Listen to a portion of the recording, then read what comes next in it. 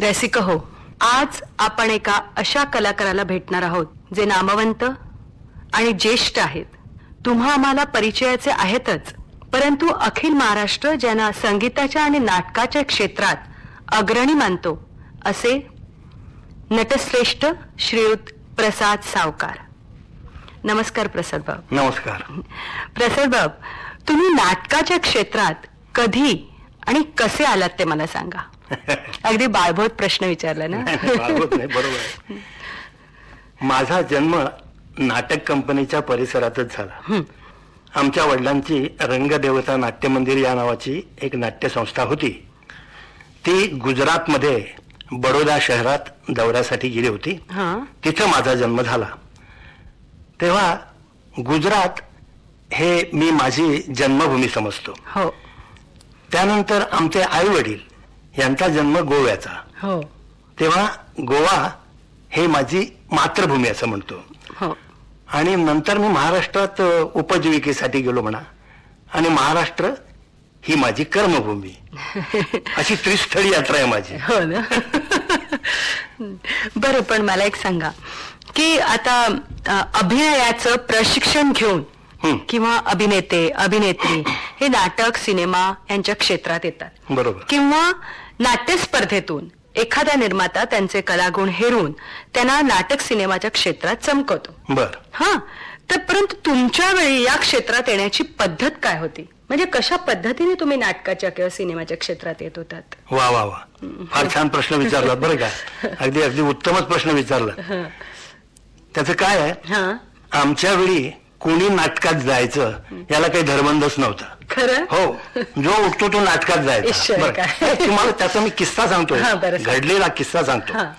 एकदा असाच मी नाटक कंपनीच्या दौऱ्यात होतो. मला वाटतं ते कोकणच होतं. तर एक दिवस सकाळी एक माणूस आपल्या मुलाला घेऊन आमच्या कंपनीच्या बिराडी आला आणि मालकांना म्हणाला की माझ्या या मुलाला तुमच्या नाटक कंपनीत ठेवा. आता आमची ती संगीत नाटकाची कंपनी. तेव्हा नाटक कंपनीच्या मालकाने त्याच्या वडिलाकडे चौकशी केली त्या मुलाच्या, की हा तुमचा मुलगा गातो वगैरे का? ते म्हणा, छेवा कुठला गातो बितो काही नाही. मग काही वाद्य वाजवतो का, तबला पेटी वगैरे? छेवा कसलं काही, त्याला काहीच येत नाहीये. असं मग त्यांनी काही याचा गावामध्ये उत्सवात नाटकात वगैरे कामं केलीत का? काही नाही हो, काही केलं नाही त्यानं. अहो मग याचं शालेय शिक्षण तरी किती झाले? अहो कुठलं शिक्षण, नंबर 1चा ढ तो, त्याला काही येत नाही. मग तर त्या नाटक कंपनीच्या माणसाला म्हणजे मालकाला अतिशय राग आला आणि त्याने विचारलं की काय हो, या तुमच्या मुलाला जर काहीच येत नाही तर त्याला तुम्ही इथे नाटक कंपनीत कशाला आणला? तर तो माणूस म्हणजे त्या मुलाचा बाप अगदी शांतपणे म्हणाला की याला काहीच येत नाही म्हणूनच नाटक कंपनीत आणलं. अशी त्यावेळीची परिस्थिती होती.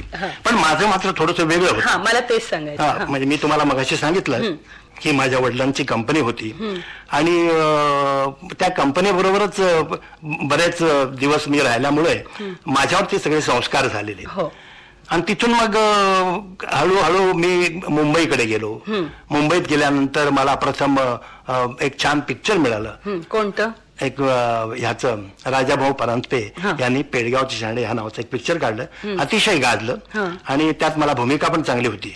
त्यावेळी राजाभाऊनी माझं बारसं पण केलं बरं का. खरं की काय? ते मला म्हणाले की तुमचं हे सांब प्रसाद रघुवीर सावकार हे मालगाडी सारखे जे लांब नाव आहे ते न ठेवता आपण नुसतं प्रसाद हे नाव ठेवूया. तेव्हा प्रसाद या नावाचं बारसं राजाभाऊनी माझं केलं. बरं, मग एकदम पहिल्यांदा तुम्ही सिनेमात गेला? हो. त्याच्यातनं मग रांगणेकरांची कंपनी. बरोबर. त्याच्यानंतर मला रांगणेकरांनी बोलून घेतलं आणि त्यांच्याकडे पूर्वी गणपतराव मोहिते काम करत असत. ते गणपतराव कंपनी सोडून गेले आणि त्याच्याऐवजी मग त्यांनी मला कामं द्यायला सुरुवात केली. आणि माझ्या बरोबर त्यावेळी परवा ज्यांचा सत्कार झाला, ज्योत्स्नाबाई भोळे, त्या हिरोईन म्हणून मला होत्या. तसा मी नशीबवान बरं का. काय म्हणता? हो, कारण ज्या त्यावेळेच्या प्रसिद्ध सर्व नट्या त्या सगळ्यांच्या बरोबर मला कामं करण्याची संधी प्राप्त झाली आहे. तुम्हाला कल्पना नाहीये की हिराबाई बडोदेकर यांनी सुद्धा सौभद्रमध्ये माझ्या बरोबर, मी अर्जुन आणि त्या सुभद्रा असे सुद्धा आमचे प्रयोग झालेले आहेत. हो खरं हो तर मग शांता आपटे, मीनाक्षीबाई, स्नेहप्रभा प्रधान, अलीकडे जयमलाबाई, या सगळ्या मंडळींनी माझ्यावर काम केलेली. पण पंडितराज जगन्नाथ हे तुमचं अगदी गाजलेलं नाटक. अगदी अगदी बरोबर. पण त्याच्यातल्या भूमिकेविषयी सांगा ना. ते गाणंही गाजलं, ते नाटकही गाजलं, आणि त्याच्यातली अगदी लहान भूमिका तुम्ही मला मागाशी म्हणालात की अगदी लहान भूमिका होती तुमची. हो, ते जे गाजलं ना ते केवळ त्या एका गाण्यामुळे माझं काम गाजलं. जय गंगे भागीरथी. त्यातलं काय झालं की मला एकच गाणं त्याच्यात होतं. तुम्ही ते नाटक पाहिलं की नाही मला माहित नाही. त्या सुरुवातीला दरबारामध्ये मी मिया मल्हार म्हणतो, अगदी शास्त्रीय पद्धतीने म्हणतो. तर 5 प्रयोग झाल्यानंतर लोकांनीच असं एक पेंढारकरांना सांगितलं, म्हणजे आमच्या ललित कलेच्या मालकांना, की सावकारांना एकच गाणं नको, आणखी एखादं असावं. मग त्याच्यानंतर मला ते जय गंगे भागीरथी हे गाणं वसंतराव देसाई त्याचे म्युझिक डायरेक्टर होते, त्याने दिलं. पण मला स्वतःला ते गाणं विशेष आवडलं नव्हतं त्यावेळी. हो, त्याचं कारण तुम्हाला सांगतो की ते स्टेजवरचं गाणं वाचन हवं. स्टेज म्हणजे कसं अगदी छान त्याची षड्ज लागला पाहिजे वगैरे, असं म्हणजे याला स्टेजवरचं गाणं म्हणतात. पण हे मला कसं कोरस सॉंग सारखं वाटायला लागलं. एक 50-50 मुलं उभी राहिलेली आहेत, जय गंगे भागीरथी असं आपले सगळेजण म्हणतायत. असं काय तर मला फिलिंग व्हायला लागलं. मी पेंढारकरांना काय म्हटलं, पेंढारकर म्हटलं हे काही स्टेजवरचं गाणं वाटत नाहीये, हे कोरस सॉंग वाटतंय, ते काहीतरी. तर पेंढारकर तसे हुशार बरं का, ते मला म्हणाले तुम्ही हे गाऊन बघा, नाही आवडलं तर आपण दुसरं हे करू. पण मला पूर्वी काय सवय होती की निदान मला तरी होती बरं का, की जे गाणं रंगभूमीवर म्हणायचं, विशेषतः नवीन नाटकाचं, ते आधी घरी त्यातलं 50% बसवायचं आणि मग बाकीचं 50% काय स्टेजवर जे येईल ते, त्याप्रमाणे मी ते माझ्या पद्धतीने बसवलं आणि ते लोकांना आवडलं. अगदी पहिल्यापासून आवडतच गेलं. म्हणजे माझे त्याचे 1000 प्रयोग झाले, त्यातले 900 प्रयोगापर्यंत मला चांगल्या टाळ्या मिळत होत्या. खरं की काय, म्हणजे मी सुद्धा प्रयोग जो पाहिलेला आहे त्याच्यात तुम्हाला अगदी खणखणून टाळी मिळालेली मी ऐकलेली. थँक्यू. बरं, मला सांगा 1986 साली अखिल भारतीय मराठी नाट्य परिषदेनं तुम्हाला बालगंधर्व सुवर्ण पदक दिलं. तर मला असं विचारायचंय की खूपशी असं असतं की नाटकं गाजली की 1-2-3 नाटकं गाजली की एकाच अभिनेत्री बरोबर ती नाटकं गाजली की साधारणपणे ही जोडी प्रेक्षकांना आवडते म्हणतात, असं होतं. तर तुमच्या कुठची अभिनेत्री बरोबर अशी जोडी जमून ती नाटकं वगैरे गाजली वगैरे असं काही झालंय का? मोठा विनोदी प्रश्न विचारला तुम्ही. तसं काही झालेलं नाहीये, कारण मला जी कामं जी मिळत गेलीत ना ती अशी वयस्कर माणसाची, तेव्हा अशा जोड्या बिड्या करायची काय प्रसंगच नाही आला. कारण जे पंडितराज जगन्नाथ हे माझं काम गाजलेलं ते जवळजवळ 65 वर्षाचा माणूस दाखवलेला. त्याच्यानंतर मंदार माला हे पण काम गाजलं, ते सुद्धा असं 60ला आलेलं. तेव्हा या सगळ्या मंडळींच्या बरोबर कामं केली, पण अशी जोडी वगैरे असं काही नाही. आणि संगीताची तालीम तुम्हाला चांगली अशी कोणते गुरु तुमचे संगीताचे? संगीताचे गुरु म्हणजे पहिल्यांदा मी पंडित नारायणराव व्यासांच्याकडे शिकलो. त्याच्यानंतर आपले गोव्याचे पंडित गोविंदरावजी अग्नी त्यांच्याकडे शिकलो. आता नारायणराव व्यास होते हे ग्वाल्हेर पद्धतीचे होते आणि ह्यांची गायकी गोविंदरावांची हे आग्रा घराण्याची. त्याच्यानंतर अलीकडे मी आत्ताच म्हणजे ज्यांचं निधन झालं ते निवृत्तीबा सरनाईक हे जयपूर घराण्याचे होते, त्यांच्याकडून मला तालीम मिळाली. आणि काही बऱ्याचशा बंदिशी वगैरे मी छोट्या गंधर्वांच्याकडून घेतलेल्या आहेत. आणि मग जिथे जिथे मी जाईन गावोगावी तिथे मल्लिकार्जुन भेटले, त्यांना पाया पडून त्यांच्याकडून काही घ्यायचं, असं मला घेण्याचा अजून सुद्धा नाद आहे. प्रसाद बाप, तुम्ही जुन्या संगीत नाटकातून म्हणजे अण्णासाहेब किर्लोस्कर, खाडीलकर, देवल यांच्या नाटकातून सुद्धा कामं केली. आणि अलीकडे म्हणजे ठेकेदारी पद्धतीने जे नाटकाचे प्रयोग लावतात. बर म्हणजे तुम्ही आता जसं म्हणालात, हो, म्हणजे एक इकडचा, एक पुण्याचा, म्हणजे अर्जुन पुण्याचा, सुभद्रा मुंबईची आणि नारद आणखी कुठला नागपूरचा, असं कॉन्ट्रॅक्टर म्हणतो आपण. तसे प्रयोग जे तुम्ही लावतात त्यातनं सुद्धा तुम्ही नाटकातनं कामं केली. लग्नाची बेडी वगैरे सारखी नाटकात केली. तर असे अनुभव तुमच्याकडे खूप असतील. हो, अगदी चिक्कार अनुभव आहेत. त्यातले 1-2 सांगतो तुम्हाला मी. खरंच सांगा. आणि अतिशय भयंकर अनुभव आहेत ते. हो. पूर्वी काय व्हायचं की नाटक कंपनीत ज्या दिवशी जे नाटक असायचं त्याची सकाळी तालीम असायची. बरं, मग त्याचे किती प्रयोग झालेले असो तर ते तालीम हे ते लोक घेतच असत. त्यामुळे अतिशय उत्कृष्ट त्यांची नाटकं व्हायची. तर अलीकडे ठेकेदारी पद्धतीनं त्या सगळ्या गोष्टीचा अगदी निकाल लागलेला आहे. आता म्हटल्याप्रमाणे अर्जुन मुंबईचा, सुभद्रा आणखी कुठली, असं सगळं एकत्र आणायचं. कोण काय बोलतो इतकंच नव्हे की जो ठेकेदार आहे ना त्याला त्या नाटकात कुठली पात्र आहेत हे सुद्धा माहीत नसायचं एखाद्या वेळी. एकदा काय झालं की असाच एका ठेकेदारानं कोकणातच कुठेतरी सौभद्र नाटकाचा प्रयोग लावला आणि आम्ही आपल्या सगळेजण तिथे गेलो. कोण इकडून आला कोण तिकडून आला, सगळे तिथे एकत्र झाले. आता नाटकाला अर्धा तास राहिला आणि तबलजी नाहीये. मग आता सौभद्र नाटकाला तबलजी नाहीये. बरं, जो ठेकेदार होता तो बाहेर पैसे खिशात घालायचा, लोकांना हात सोडायचा. ही तो गर्दी बरं का, अगदी जत्रेसारखे लोक जमलेले आणि तबलजी नाहीये. शेवटी मी त्याला निरोप पाठवला की बाबा तबलजी नाही तर आम्ही काय करायचं. तर त्याने तो त्या पठ्ठ्याने मला उलटा निरोप पाठवला, तबलजी नाही म्हणून काय झालं तसंच नाटक करा.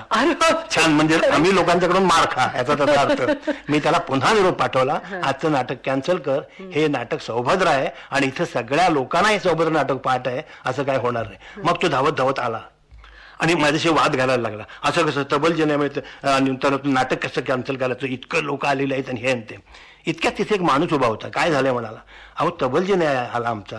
मग काळजी करू नका, मी इकडे आमचा इकडचा गावचा तबलजी त्याला घेऊन येतो. तर तो धावत धावत गेला आणि एका माणसाला घेऊन आला. तो माणूस येताना आपले तबले बिबले घेऊन आला बरं का, असं चांगली टोपी घातलेला, मग दिसायला तबलजी बरं का.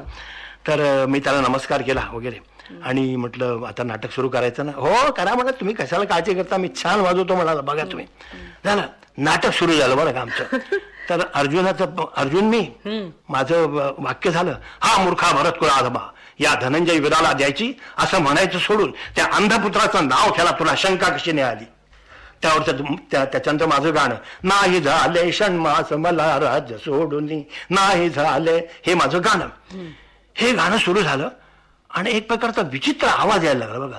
ताकुंगा ताकुंगा काकुंगा काकुंगा काकुंगा असा आवाज यायला लागला आणि मला समजेना हा आवाज येतोय कुठून.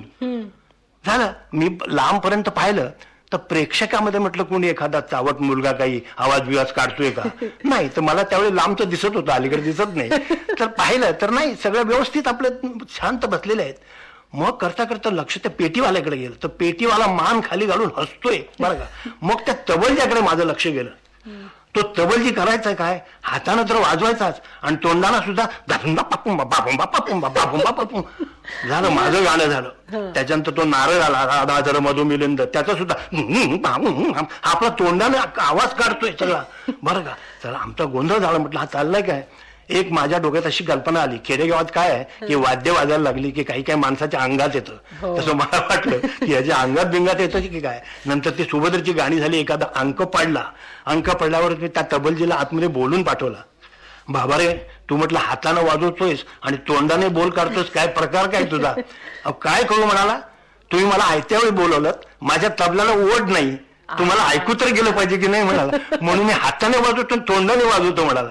मी त्याला नमस्कार केला, म्हटलं तुम्ही हातानच वाजवा, तोंडाना नका वाजवा. हा एक किस्सा बरं का. त्याच्यानंतर एक किस्सा, नाव नाही सांगत तुम्हाला, मोठी नटी होती ती, तिचं नाव सांगणं बरं मला बरं नाही वाटत.